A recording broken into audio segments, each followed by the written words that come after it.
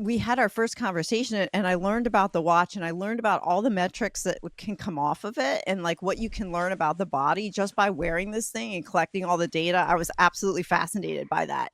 So I'm like, oh, well, I had to get it. So I've been wearing my watch since I want to say probably the end of April last year. Very, very consistently. I wear it every night. I wear it every day. I only take it off to charge it and take a shower. And then Yeah. wear it most other time running, walking, doesn't matter. Always had it on. So I've gotten some fascinating metrics off of it. I'm more than happy to talk about it and, ask any question away. Welcome to the Small Steps, Big Wins podcast. I'm dedicated to helping you take control of your life. Together, we'll explore practical tips, expert advice, and inspiring stories to help you overcome obstacles and achieve your goals. Making small changes is possible and can lead to big results. Are you ready? Let's go do this.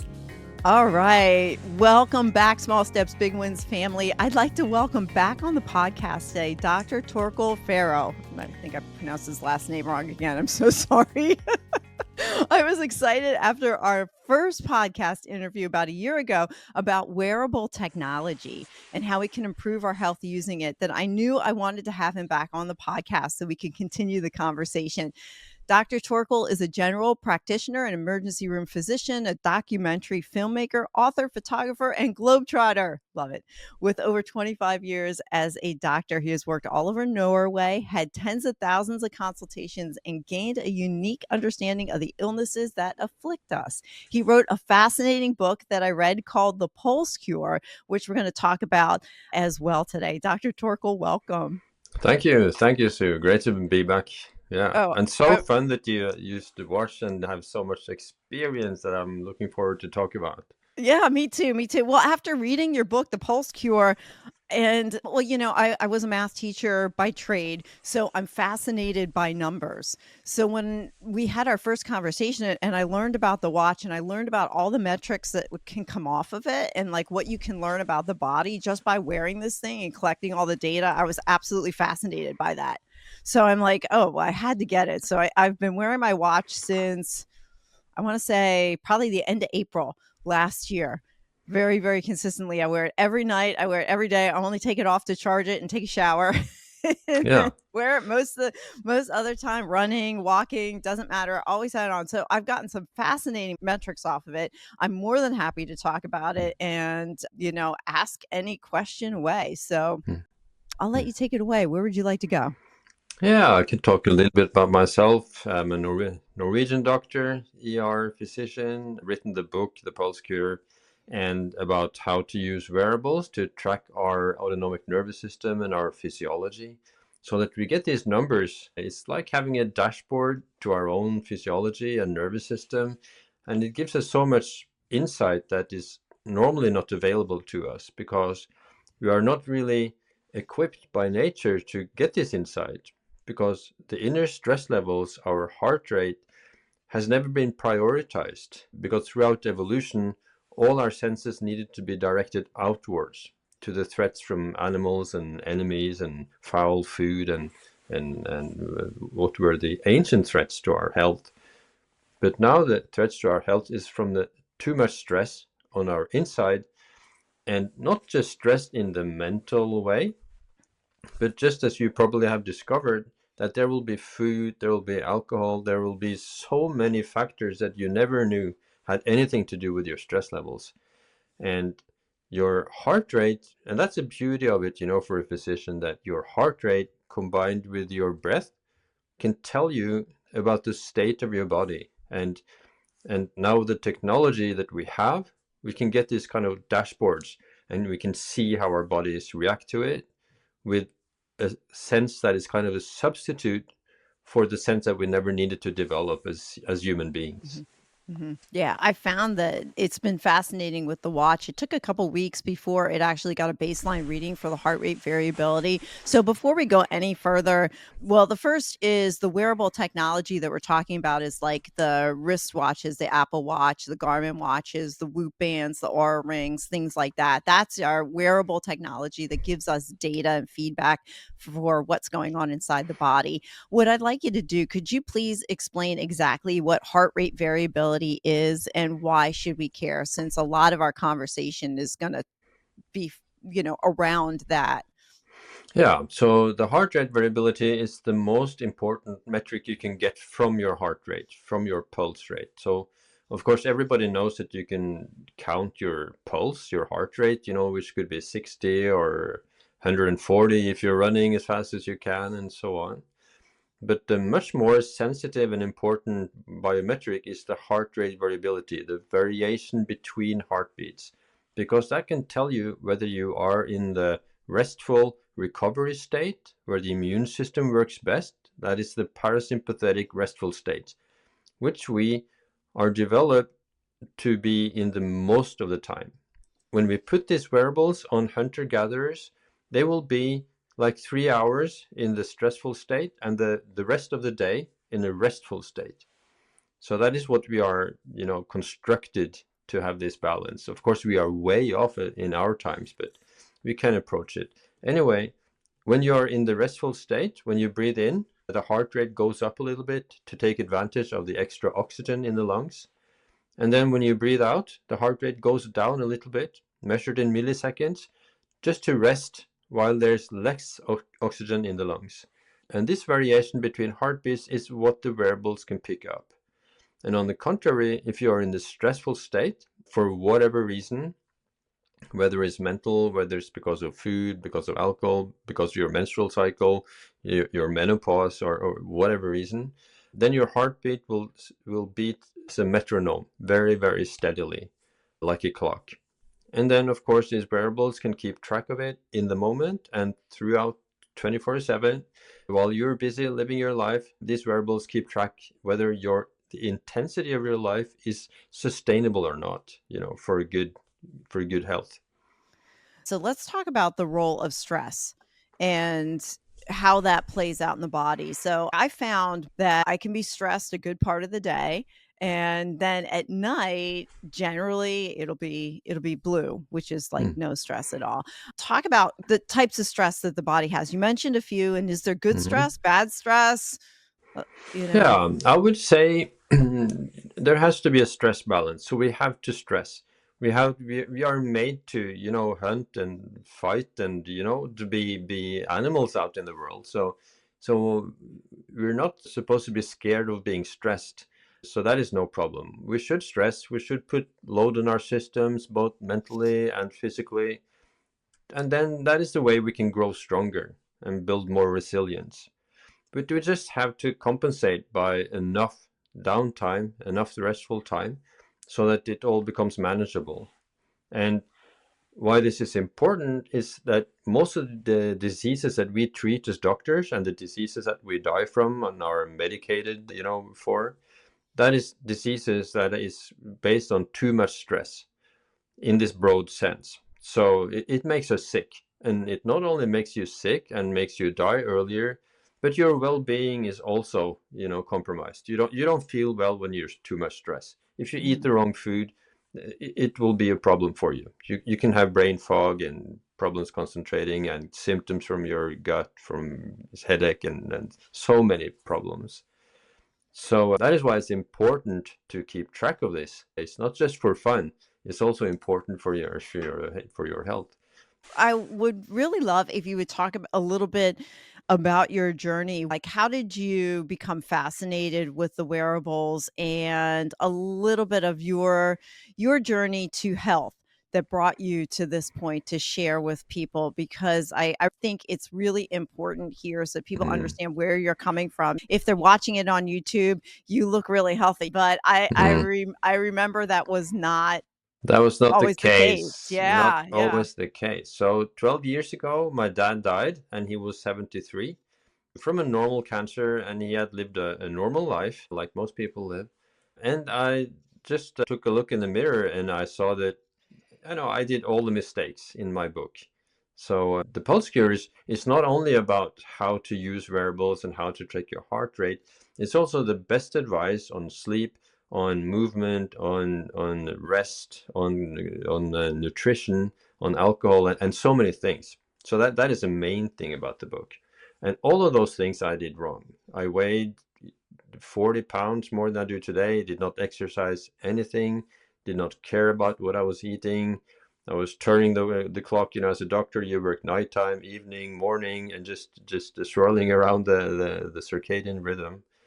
And well, did everything wrong. I was using nicotine. I was smoking even at the times. So I just looked in the mirror and I just saw that I start to look like my patients, and this cannot continue. I want to live as long as I can. And then I discovered that there's so much to do with our lifestyles that can give us like 24 extra years of lifetime if we do this, research shows. And well, I started changing everything. And somewhere along the journey, I got aware of that there's a thing called heart rate variability, which we did not learn in medical school. I had never learned that until maybe 6 or 7 years ago. Mm. And then I also understood that we have this metric in the wearables, and that is how the Pulse Cure, how the book was made. And the book is now, translated into 7 languages and is still a bestseller in Norway 2 years after its release. So it's still really busy. It's still the only book, to my knowledge, about how to use these wearables and combined with lifestyle changes. I don't know why, but it's certainly, as I have discovered, and so many others have discovered, and you have discovered, is a really valuable tool. It's Mhm. cheap, it's easy, it's fun, and it helps you, get more energy in the everyday life, and also will protect you against disease. So, I mean, it's a Yeah. given. Yeah, I mean, the book was great. I mean, definitely am gonna go back and read it again because there is, like you said, there's so much in there about breath work and about what you eat and about sleep and all that. What questions do you have for me since Mhm. I've been wearing this since April last year? I would be curious about the most surprising thing that you have discovered. Yeah, the most surprising thing I've discovered is watching my stress level change, like watching my stress level and what it measures at night and the correlation between what I've done the evening before and then what the stress level looks like while I'm sleeping. So I found that I don't drink a lot of alcohol, but the evenings, like sometimes if I did, I'll have a few glasses of wine or something. The stress level through the whole night will stay in the red zone. So I have a Garmin watch, and the Garmin that I have measures the stress level. It goes from 0 to 100, and that in the 100, like when you get above, I think 50 or 60, it goes in the orange, and then it goes red when it's closer to 100. And then when it's really low, it'll stay in the blue. So Mm, what was fascinating is that the nights that I usually have a light dinner or I finish eating earlier in the evening, low stress, turn off the electronics around 8 o'clock, power down, my by the time I go to sleep, which was maybe around 9:30 or so, through the night, blue. No mm, stress at all. Very little stress. Maybe I'll have a stress tick if I got up and went to the bathroom in the middle of the night, something like that. But for the most part, blue. And then the nights that I find I'm gluten intolerant, I will eat gluten, shouldn't, but I do. The evenings, like if I eat gluten, I'll find it's stressed through the night. If I drink alcohol in the evening, I'm stressed through the night. If I eat a late dinner, even if it's not gluten, stressed through the night. So it's like mm. eating after 6 p.m. Yeah. And then yeah, so that to me was the most surprising thing is what I'm eating and or drinking is affecting my stress level and then it affects my Mm. sleep. Yeah, exactly. And that is what most people find as well. So once people start, doing these kind of things, they quite immediately feel the effect and they have more energy. And of course, I never used to think when I woke up in the morning, or at 8, 9 o'clock in the morning, that how I feel now has anything to do with what I was eating, 12 or even more hours earlier. Uh, But with these devices, you can see that. You can see that if you eat gluten, that will affect your heart rate and you will feel worse. And it will, even in people that are not, have celiac disease or gluten intolerant, they can see that flour-based meals and bakery goods is a quite powerful stressor for so many mhm, people. And a lot of people have found out that when they cut down, they lose their joint pains, they lose their headaches, they lose their migraine, everything that you want to lose and feel better. And of course, alcohol, as you also have seen, is what I used to, and that shows the power of it, because I used to think that drinking 2 glasses of wine was the best thing to wind down and calm down. Of course, when you get the trackers, you see it's actually, it's not even the best thing, it's the worst thing. I And know. so it kind of shows how little insight we have into the system.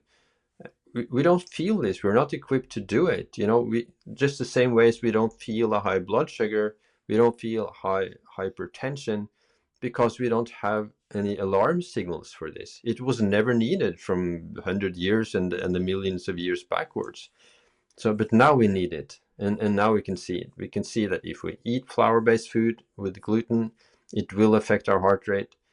With the alcohol, you have probably seen that your stress levels throughout the night is as high as the most stress you can have in the Mhm. daytime. If you're holding presentations or doing something really stressful in the daytime, that is the same amount of stress that you will have in the nighttime as you are sleeping with alcohol. At least it's that way for me. Yeah, yeah. No, no, I found that with me too, and then I check it through the like, actually, I'm gonna look right now just for curiosity because I found that when I do activities that I enjoy as well, like podcasting actually is medium stress for me. It Hmm. does register as stress, but it's medium Yeah, stress. for Yeah. me too. So now my stress level is 33, Yep, mine as 50, but 50. I'm Yeah, but I'm you're a the little more podcaster. stressed when I do yeah, 'cause that's right, 'cause that's right, it's a little more stressful for And me to do this. my stress level is actually lower today, because yesterday I was on a cross country ski trip for 8 hours. Oh, So it wow. was yeah, it was really long, because we made some wrong navigation there. So we were supposed to go slower. But so then today, and that tends to be after such an intense workout. If I then relax the next day, I will be blue throughout the day. So Mm, what you also will see is that when you do the workouts in the right way, it will affect your stress levels positively. mm. If you work out too much, too hard, it can be a problem. But How do you define working out the right way versus too much stress, and can you mhm. read that off of the watch, off the Yeah, wearable? that will depend on which watch you have. I'm not sure if the one you have will show you training readiness. Do you know? Let me see. I'll look. It will show training readiness. So before the cross country ski trip yesterday, my training readiness was good. It was 86. Today it was 39 in training readiness. Mm. So it was a sign that, okay, you should not exercise today. And if you do, you should take it easy. Yeah, they have that. It's not called training readiness, it's called I think it's the body battery. No, That it's an extra feature in addition oh, to the is body it? battery. So my Oh, body okay. battery today was 39, Oh, and okay. that is quite low for me.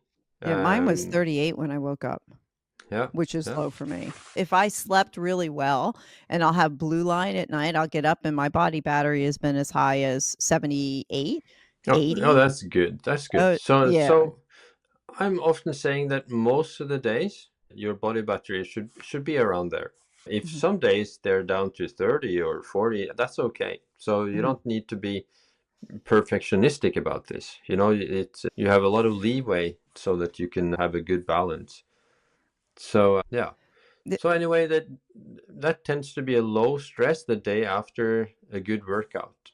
And so many people are working out too hard, so they have a stressful life, they have a stressful family life, and maybe they have time for 2 or 3 workouts, and then they think that, okay, then I have to go all in when I have these 2 workouts, and it's just too much for the overall stress levels. So you're asking me about good stress and bad stress. So in general, stress is good for you. You just have to make sure that you have the resources to stress that much. So you shouldn't use more resources in a certain day than you have accumulated, in your body battery throughout the night. So you just have to look at that. Bad stress, that is what I would call unnecessary stress. That just saps you of your forces and doesn't give you anything in return. So a good workout or a challenge at work, say you're holding a presentation or something that is difficult to do, that is good stress. It will build your capacity over time. But eating gluten or drinking alcohol or other things that you have probably identified that just gives you stress and Mhm. nothing in return. That is what I would call bad stress. And then, of course, the most important thing, regardless of the stress, is to make sure that you have enough time in the blue zone then on the watch. The blue zone is a parasympathetic zone that makes all this, balance out in the long run. And you can Mhm. have a tough week, that's okay, but then you have to compensate the week after. So, Okay, so we have our good stress, our bad stress. Okay, let's just take me. I'm in the blue zone mostly when I'm sleeping. During the mhm. day, I'm not in the blue zone. Usually from when I get up, I'll go and I'll do at least a half hour run, if not a 40-minute run, 6 days a week. I rest one day and then it's generally high all day Hmm. long. Is that okay? Or So should what some of us what just be it more it could be more balanced. It also yeah. depends on how effective your sleep is. Mm, So if you're saying that your body battery is like 70 to 80 most of the days, is that mm, right? mhm, yeah, Yeah, yeah, somewhere around then there. that's good enough. Then you can experiment. You can try. If you're, I don't know how hard you run for those 6 days. How is it really hard or? No, I'm doing maybe for just to give an idea, I'd say a 9-minute mile. So I'll run 30 minutes, at least 3 miles in less Hmm. than 30 minutes. Yeah, yeah, yeah. That Couple should be times. good. It's about 5 miles, 6 miles, 5 miles an hour, I guess, something like Hmm. that. Yeah, Yeah, yeah. That yeah, should be good. Yeah. yeah. And It's not have you too seen your stressful. VO2 max? Have you seen your VO2 max? I think so. I'm looking on my watch. VO2 max. Mhm. Yeah, I can explain a bit about the VO2 max while Yeah, you're yeah, looking for talk it. about Yeah, that. VO2 max is one of the most important metrics you can find on your watch. It's really strongly connected to health and longevity. Mhm. So the VO2 max is a measure of your fitness level. So the better your cells are at utilizing oxygen, will result in a better VO2 max. Okay. And what you want is to be, among the above average and preferably among the 25% best in VO2 max. It's not so much to gain from being of the top like 2%, but you want to be on the top 25%. What you really don't want to be is among the lowest 25% of VO2 max. That is where I get my patients from. Those are who I make my money, because Wow, if you have okay. such a poor fitness level, everything is a struggle. Your Yeah, body is really working hard in overdrive just to do everyday life. So once you get your capacity up by running or being active in any way, that makes your whole physiology run more efficiently and you will sleep better. So I okay. can see that people with a low VO2 max, and then I'm talking about maybe around 30, you're really struggling to sleep well, to Mhm. function without stressing too much. I did not know about the VO2 max. I did find it. Mm. And I what was did it? find it. So, you want the 6-month data or you want the current? The current. Alright, well, here's the current. Current is 41. That is It's excellent, excellent. It as it says I'm in the says. top 10% there. Yeah, yeah. So I which is was really good. So you're wow. at top 10%, and so you're at a good, healthy level. So it's not any reason for you to get a better VO2 max. Okay. Alright. Health Alright. wise, of course, if you want to beat a certain time in a race or something, that's useful. But this is perfect. You shouldn't really exercise more than this, because then it could be too much exercise actually. Okay. Alright. Well, you know what I So like about the watch? It does give you your fitness age versus your real age. So mm, I've got that as well. I turned 53 last week and my mhm. fitness age is 47 and a half. Yeah, yeah. I So was it like, will show wow, that's you, and pretty cool. this I think is a quite representable number for you. In my Mhm. clinical experience, and I've had more than 100,000 consultations. I've seen more than 50,000 different people. So I can Wow. usually, when I just see them, just just the glow in their eyes, how their skin looks, how I can see their health level. Often you could just turn the patients in the drawer. You already know that they're healthy or unhealthy or whatever. So your fitness level shows in your appearance, right? Mm, So it's very representable. So you have done what is within your powers to live healthy and a long life.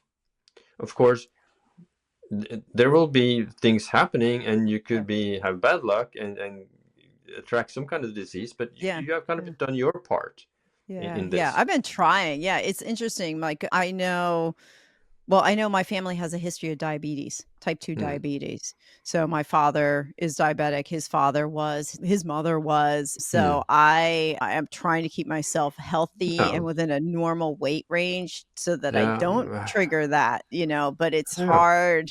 It's challenging that I get a little bit older and I'm closer to It's menopause. My challenging. A1 and my A1C, I watch that even though I stay healthy where I'm at, I'm getting the blood work once a year and then the A1C is just creeping up and up and up. And I'm like, Okay, wait a minute, what is it it does now? What is it now? 6.2, I think it was. It All was right, close. all right. It was Yeah, so close. it's good that It's you're moving. It exercising. Have you been using a CGM, a continuous glucose monitor?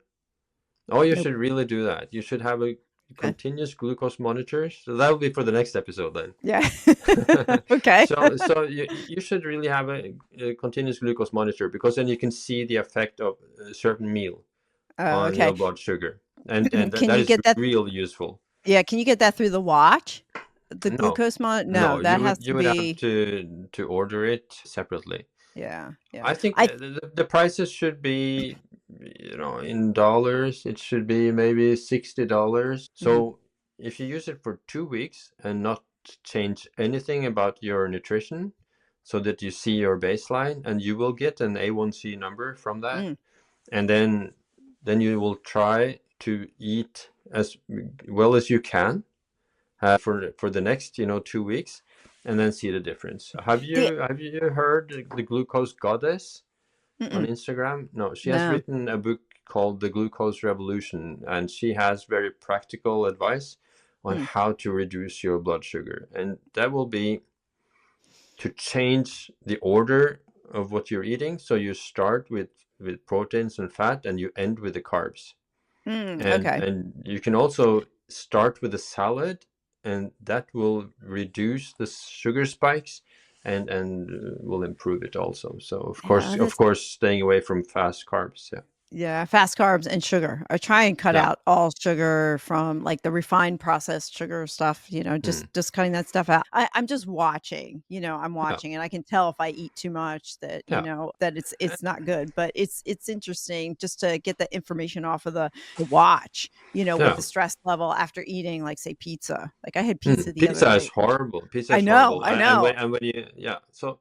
So what I used to eat a lot of pizza, but when you see the stress levels from the pizza, it's Mhm. suddenly not so tempting anymore, because you at the same time you see the pizza, and you also see the numbers, in your head, the Yeah, result of yeah. that, and Yeah, you want to choose something else. So it yeah. makes it possible to make more qualified choices, and it is a challenge, but I can promise you it's a lot bigger challenge if you don't do it, because then Mhm, you'll get the challenge after you get sick, and then it's kind of more out of your control.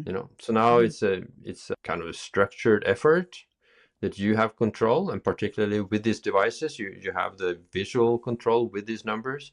But if you just don't take that challenge and just hope for the best, mm, then suddenly it's up to your doctor. How good is your doctor?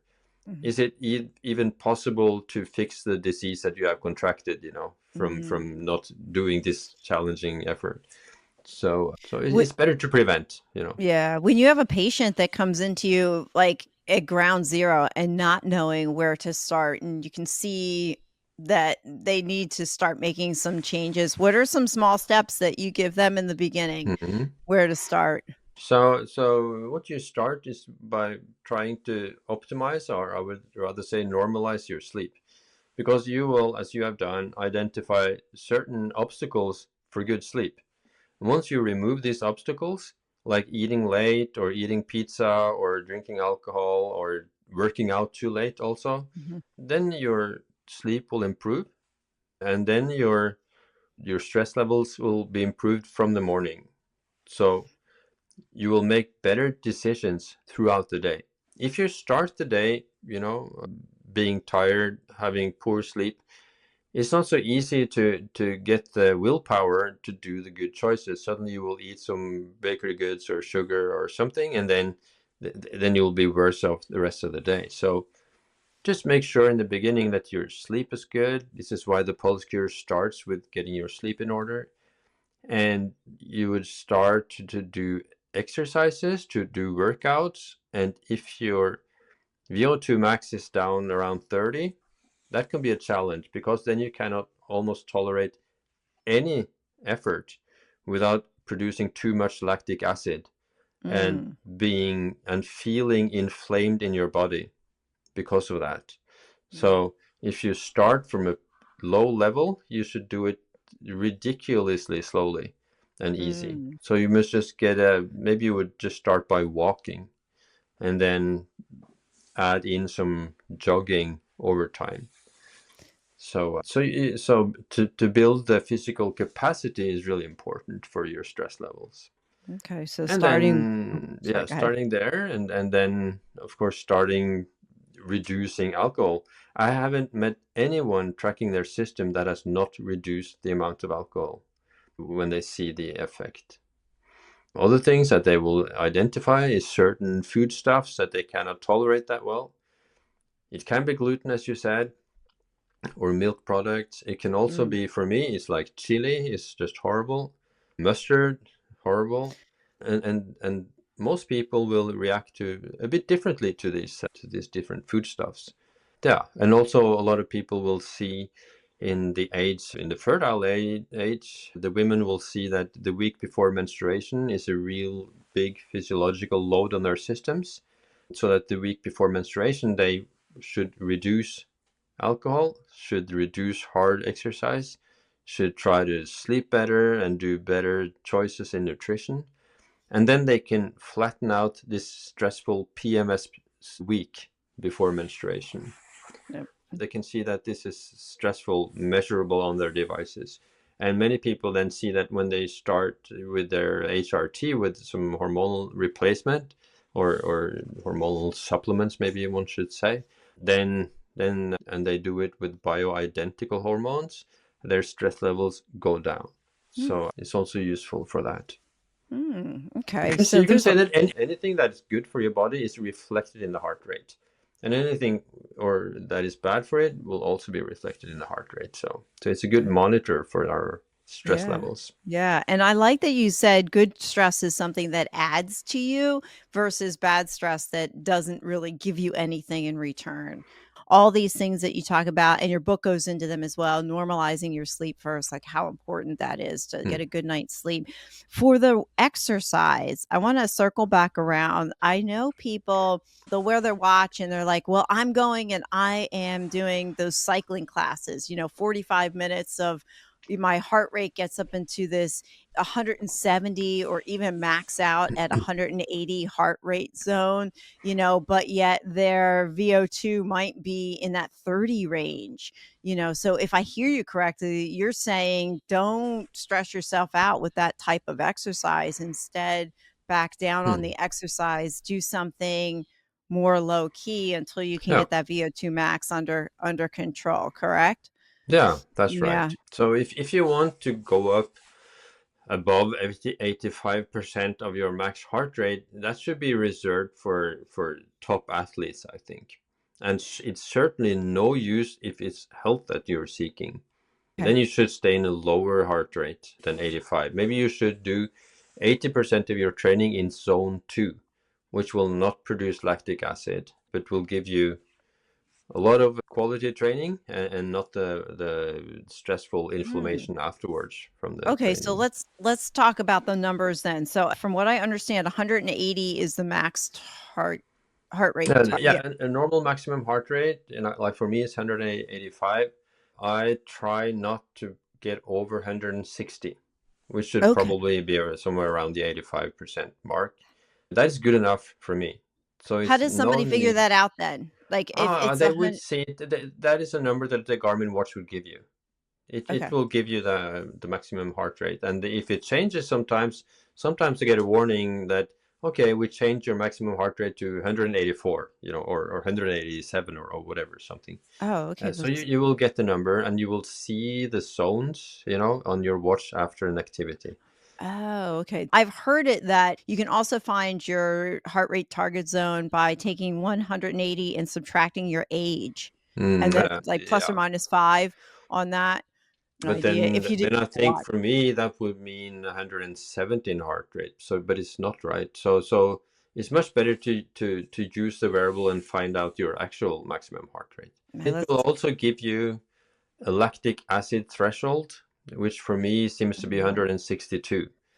So as long as I stay below 162, 163, Mhm. I can exercise for quite a long time without producing lactic acid, or that is, I will produce lactic acid, but it will be consumed at the same rate. So that there will be no surplus lactic acid in my system creating the inflammation. And it's very important to have that day off also, because if you train too much, then your immune system is not working properly.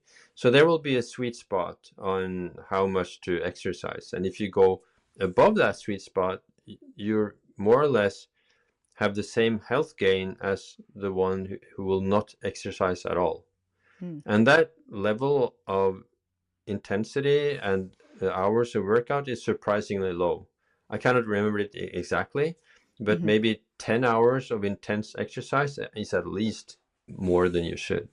Mm. If one is exercising more than that for health reasons, it's probably better if you for your race time, but for your longevity, it's not important. And Mm. in the blue zones around the world that you have probably heard of, that there are certain blue zones, they call it, those are the zones in the world where most people reach 100, or with the most Mhm. centenarians in these zones. Mhm. And they are not exercising. They are just moving naturally in the landscape. Maybe they live in a hilly country, or Mhm. they're a lot of outside, in the sunshine, and moving naturally. So you don't need to exercise hard for health reasons, but you need to exercise, that's for sure. Okay. In your experience, I'm gonna switch a little bit. What are your thoughts on breath work and how you use it? Breathwork is the most important thing to calm down and to get control of. So to be able to control your stress levels through breathwork is the most important thing you can do. So I just released my fourth or fifth book now, called The Rest Cure in Norway. It's not translated into English yet, or I don't know if it will be even. And then I'm talking about breathwork as the most important way to calm down. So to try to breathe maybe 6 times a minute, so which would be maybe 4 seconds in and 6 seconds out, to try to keep the out breath a little bit longer than the in breath, and that will really calm down the system.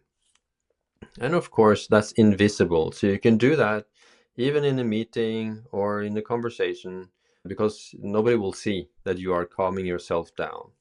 And it's kind of an ancient signal to our ancient brain. So what we're talking about here is really the bottom of our brain, the reptilian brain, the part of the brain that we share with all vertebrates, even hundreds of millions of years since we parted from them in an evolutionary sense.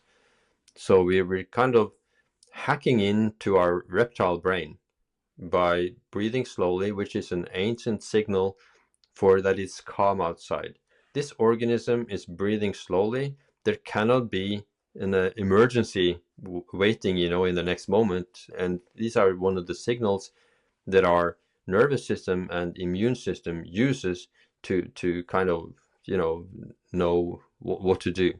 And and sometimes it's nice to maybe have 10 minutes of breath work if you can find the time. But the most important, I think, is to do it in between.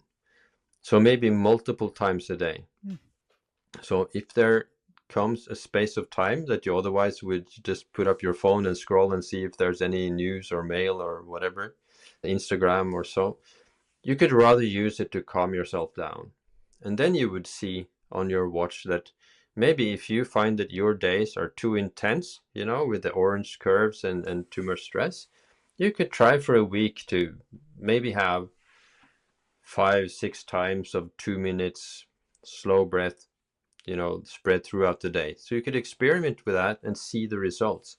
So that's the fun of it, because this is kind of a gamification of your health, where you, if you see that there's too much orange stressful curves, can try, okay, this week I will try breath work for so and so long and see what happens. It becomes a game where it's your own life and health is at stake, and not just your avatar in the game. It's your life. So I do breath work sometimes if I can't fall asleep. I will lay Hmm. there and deeply breathe in and breathe out and count 30. 30. Yeah, it works. That's what Yeah, I yeah. do too. It just calms down your system from, if you get too much adrenaline in the day. Mhm, It lowers your cortisol, lowers your adrenaline, and makes it easier to fall asleep. And mhm. also, if you wake up in the middle of the night, and the stress from some nightmare or whatever, you can calm yourself down. So having this possibility to calm yourself down, this liver into the nervous system, is really important. I appreciate you talking about it because sometimes we think we need an external source to help us calm down. We don't need anything. What we have is right inside of us. Hmm. So I Yeah, and think it's that free. It's free. it's It's free. always available. So, and Yeah. all Yeah. all the advice in the Pulse Cure is free. It doesn't cost anything. What is expensive is getting sick, right? Particularly in the US, where it costs you money, where it's almost like, I've heard people describe in the US, it's like you're making money, you're saving for your retirement, and then big pharma comes and takes it all, and the doctors, because it's so expensive getting sick. So Yeah, that's so the right. good thing is that, you know exercising, sleeping, breath work, eating, avoiding, bad food that gives you inflammation, all of this is free. So it Mhm, doesn't cost you anything. And it just, well, it improves your chances of avoiding those expenses at the end, mhm. so that you are vital and you can do what you want, and that all your money is going into living your adventure and not to the doctors and big pharma getting away Yeah. with all your money. You know what? When you mentioned big pharma, I had somebody say once, "I never realized how sick I was until I watched TV commercials." So in America, you got every Yeah, other TV commercial is like, "Here's a pill. Are you overweight? Here's a pill. Are you depressed? Here's a yeah, pill. Do you go to the bathroom too much in the middle of the night? Here's yeah, a pill." yeah. Like And there's a pill for everything. yeah, and It was that's a problem, oh, because you cannot monetize on these strategies. There's nobody going to pay a commercial saying go outside and run, or go yeah, or outside and get some breathe. more sunshine, or breathe more slowly. Nobody's going to pay for that, and Yeah. so there's no money in it. So that is a problem. That is a good thing, and the problem with these strategies, that they're free and Mhm. accessible for everyone, but there's also no commercial pressure behind it. Even Right. fasting, people, they say lack I was energy, have a snack. But what you find out with your watch is that fasting, could be a very good way to get more energy. Yeah, So, let's talk about fasting, and I was gonna mhm. ask you about that. What are your thoughts on intermittent fasting for those listening that aren't quite sure? Like, we hear a lot about it, but we're not sure on the execution end of it. Talk a little bit about the importance of fasting and what it can do for the body. Yeah, so fasting is calming for your body. So you will feel hungry, particularly in the beginning, but after a while you will be less hungry. So what I really recommend in my book is that you get a restricted feeding window of, maybe 8 hours, so that you eat all your meals within those 8 hours, maybe from 11 a.m. until 7 p.m., for example. That is quite good for most people. And then you will find that your stress levels, when you're not eating, they will be better. You will feel calmer, and after a while you don't feel so hungry. What makes most people hungry is eating, throughout your waking time. then the blood sugar goes up and down, and whenever it goes down, you feel hungry. Is that true for just protein? I know somebody said to me, they're like, "Oh, well, I have a protein shake, a 100-calorie protein shake first thing in the morning." And I'm like, "Well, that's not fasting then if you're gonna have that protein in the morning, and No. then you do it every, like, 2 hours." Talk about what your Yeah. thoughts are on doing something like that for the body, and maybe Yeah. it's attached to weight loss? I'm not sure.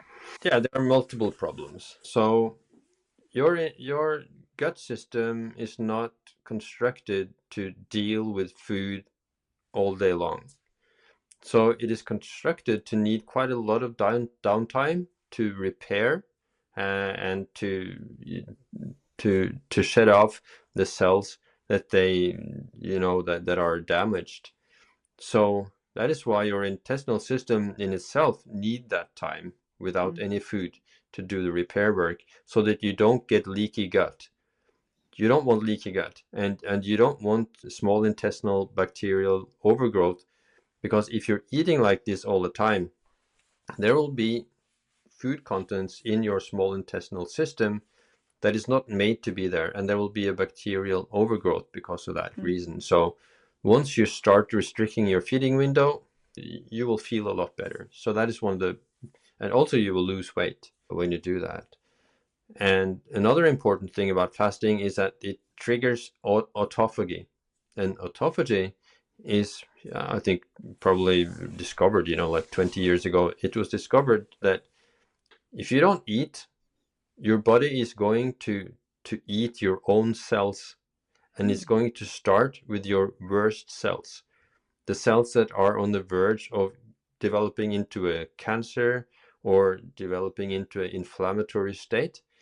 And so if you don't eat, it starts getting rid of that problem. That is why you will also feel better when you introduce fasting in some ways. And to get the maximum effect of that fasting, you may need to fast for like 3 days, or you maybe need to try a fasting mimicking diet where you eat somewhere around 700 calories, and you get the same effect on more or less on autophagy. So, and okay. also you will see it on your heart rate monitor. You will see it on your Garmin watch. Mhm. I must say that when we are talking about micromanaging our stress levels like we are talking about now, that is almost only Garmin that gives us this opportunity. So Mhm. on the other watches and wearables, you can maybe see the overnight results, but you will not be able to see in the same way that you can identify that it was the pizza that gave you the stress, Mhm. from 6 o'clock. It wasn't the meeting at 1 o'clock that you maybe think was the reason. So that would be the Garmin watches. Yeah, but it's Yeah, what much more motivating, to not have breakfast, for example, when you see that your system is calm. Yeah, I usually don't eat breakfast. I will get up in the morning, I don't do anything other than a tall glass of water, and I'll have a cup of coffee or 2. Hmm. Like 2, and Yeah. then not really anything until maybe 10 o'clock, and then have that feeding window between 10 and 6. Talk about that clarity when you're fasting, and I experienced that. I didn't think so at first, that that would be the case, and I appreciate you Hmm. talking about the eating every 2 hours and the benefit of fasting and how that eating every Hmm. 2 hours isn't the best No, for it, the it's it's body. it's the best for the food companies, and that is why they are trying to make people snack, because if you have breakfast, lunch, and dinner, you can only eat so much. So Yeah, that is why you have all these commercials, so that if you feel hungry, have a Snickers or have a protein bar or have something. So they are trying to fill the gap between the meals, so that you buy something which is only good for the wallet and the stockholders of these companies. It's not our health that is their priority. That's for yeah. sure. Yeah. So, Dr. Torkil, is there anything else that you wanted to talk about or cover in our podcast that maybe we didn't touch on? No. No, did you have heart rate variability on your watch? Oh, Your yeah, yeah, heart yeah, rate that's over time? Over oh, time? Yeah, yeah, let me pull up the stat right yeah. here. And point to It's the 4 week. yep, Mhm. here's the 4 week. There you go, Yeah. you can So see there it. you can see. Yeah. So there you Yeah, can see December. Okay. Can you swipe yep, back towards the I will. December? This is December 3rd through the 30th. There we Yeah. go. That one. But no, and we 4 weeks before that.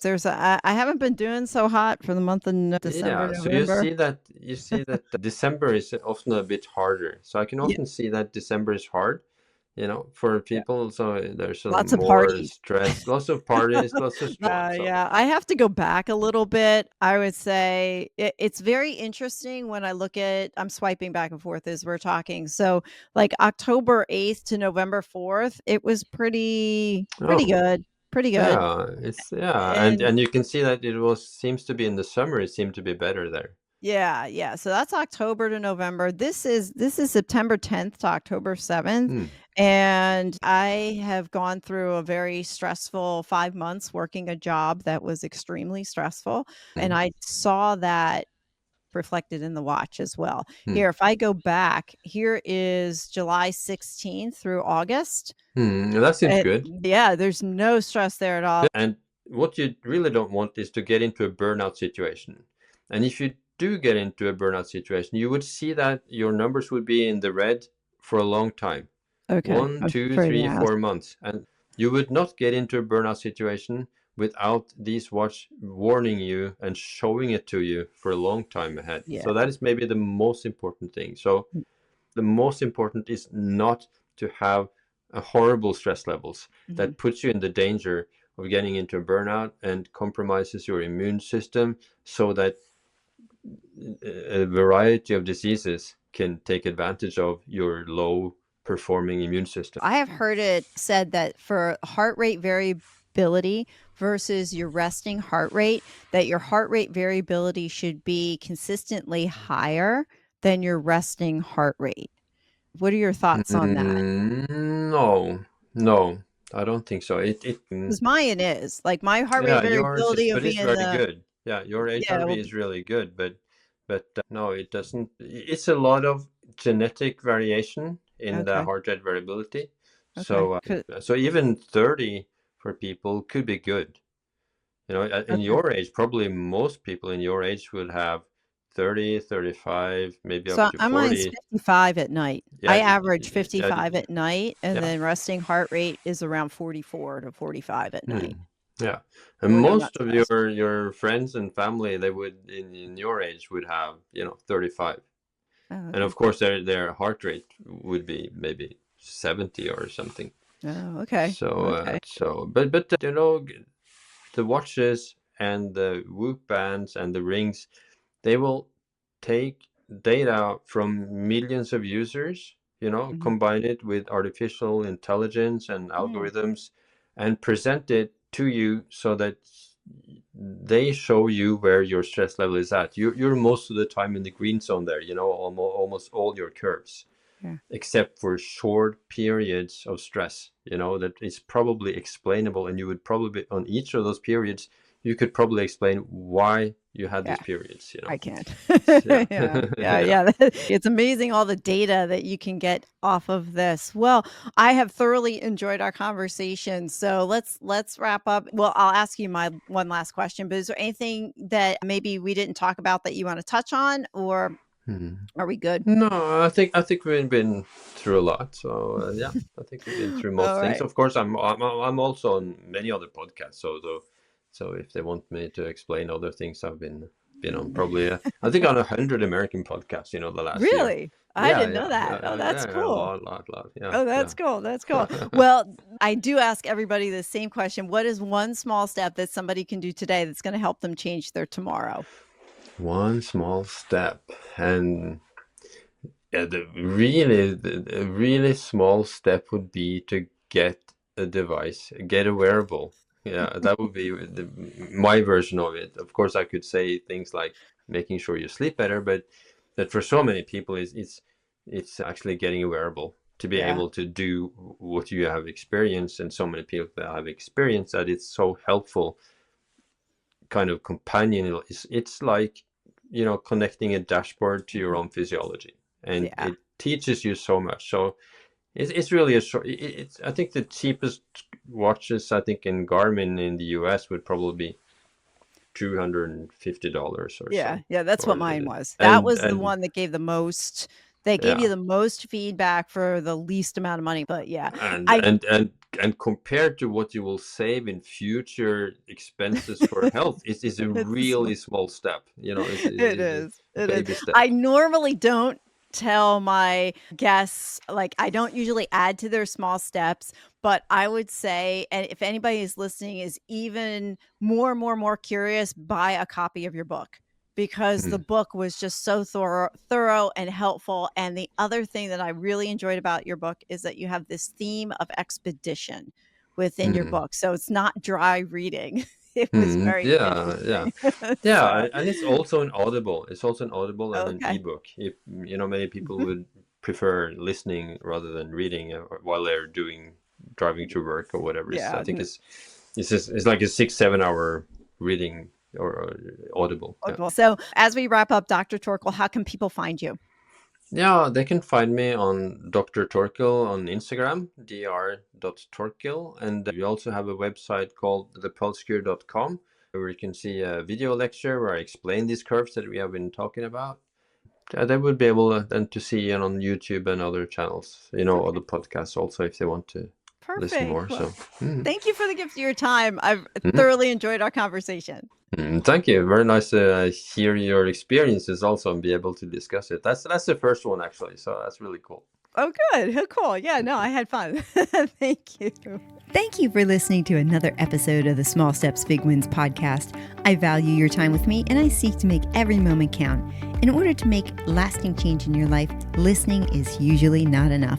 So I want to ask you, what practical steps are you going to put into action today as a result of listening to this podcast?